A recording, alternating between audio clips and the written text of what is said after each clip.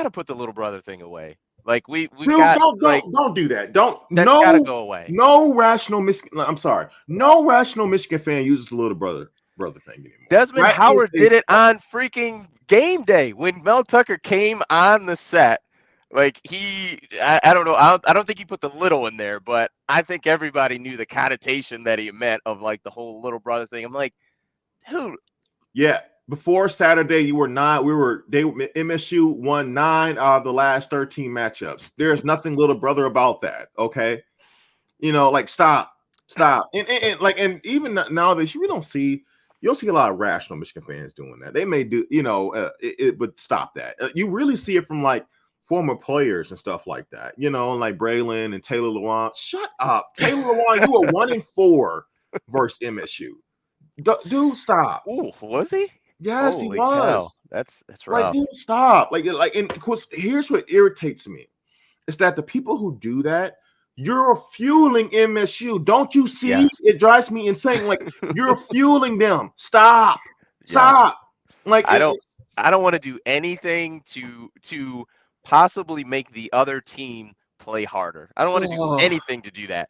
Heck, even for our channel, like we were talking about it with Mark a couple weeks ago of, trying to overtake the Oklahoma channel as far as subscribers. And Mark's like, oh, is this like a competition between you two? I'm like, no. I'm not saying anything to the Oklahoma channel, Jason over there. I'm like, listen, we're playing the game.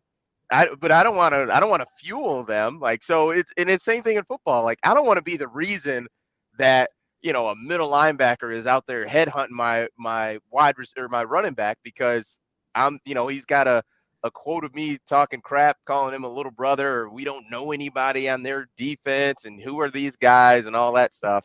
Sorry, real quick comment on the whole Braylon thing. Like, here's what I find interesting about the whole Braylon thing.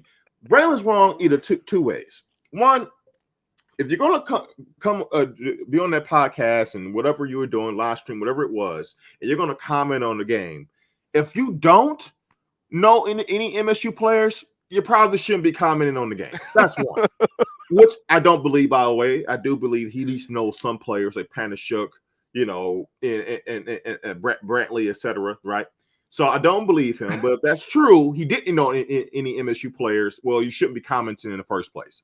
Or two, you do know MSU players and you're trying to be a smart aleck. You're trying to throw shade. And either way is not helpful. Not helpful. If you don't know what you're talking about, we shouldn't be on here talking. If you do know what you're talking about, but you're trying to throw shade, you're definitely not helping. So like that's just.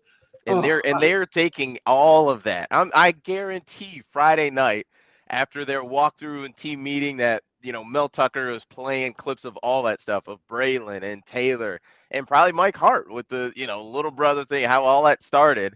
And I'm almost sure of it. I'm almost sure. Mike Hart on the sideline is thinking about it, like, man, this is really all my shouldn't fault. have said that. This is all my fault.